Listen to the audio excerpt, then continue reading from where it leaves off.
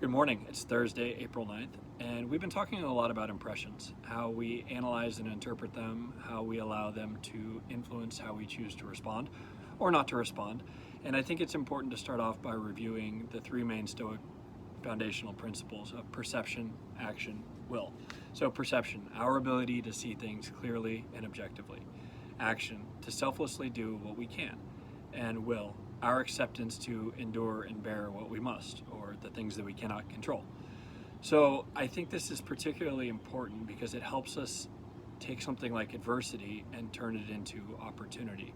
In fact, it's so important that Ryan Holiday wrote a book called The Obstacle is the Way, which I think is the most influential book that I've read coming out of Stoicism, and one that I highly recommend, and a lot of where I'm going to pull today's notes from. But the title comes from a quote from Marcus Aurelius, which is, "The impediment to action advances action.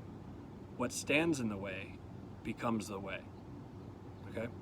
So that's recognizing that every obstacle is actually an opportunity to improve our conditions. That when you have a goal, the obstacles are actually teaching you where you want to go and carving you a path. And this isn't just about being positive, but learning to be creative and opportunistic. It's about progressing from the mentality of this is not so bad into I can make this good. Now that's a powerful position to be in. So let's cover some key points to keep in mind as it relates to our perception and handling adversity. But I have to say that this is a process that results from a lot of self-discipline and logic, and you have to practice it and refine it over time until it becomes more second nature. And I think that here I'm going to summarize some of the points from the book that are particularly helpful for me to remember, and that is that when faced with a seemingly insurmountable obstacle, we have to try to be objective.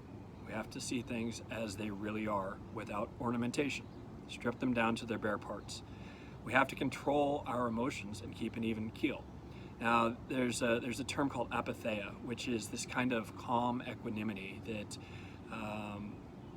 comes from the absence of irrational or extreme emotions. Now, I'm not talking about the absence of emotions altogether, or the absence of feeling, but just the loss of those harmful, unhelpful, negative emotions. And we have to proactively remove those to help keep that even keel. We have to choose to see the good in any situation. Find that silver lining. It's there if you just dig deep enough. You have to steady your nerves, which means that we have to have grace and poise first before we can deploy any other skill.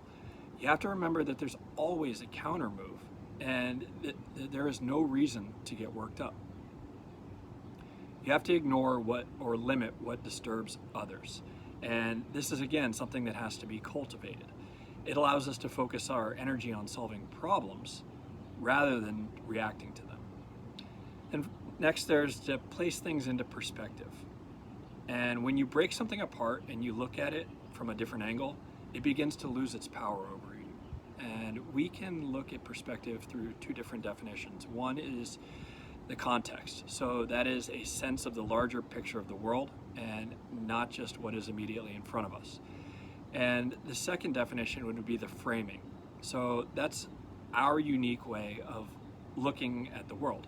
So it's the way that we interpret the events. Remember, we talked about look at a situation as though it were happening to somebody else rather than to you, and your perspective and your interpretation changes immediately. You have to remember to revert back to the present moment. Remember that this moment is not your life. It's just a moment in your life. You have to focus on what's in front of you right now. And finally, you have to focus on what can be controlled, not the external events. So what can be controlled? Our emotions, our judgments, our creativity, our attitude, our perspectives and desires, our decisions, and our determination. Now, one of the things that Ryan summarizes with is that problems are rarely as bad as we think they are. Rather, they are precisely as bad as we think they are. So once you see the world for what it is, you have to act. And that's where we're going to continue on with some of the next talks yet to come. Hope you found that interesting. Have a great day.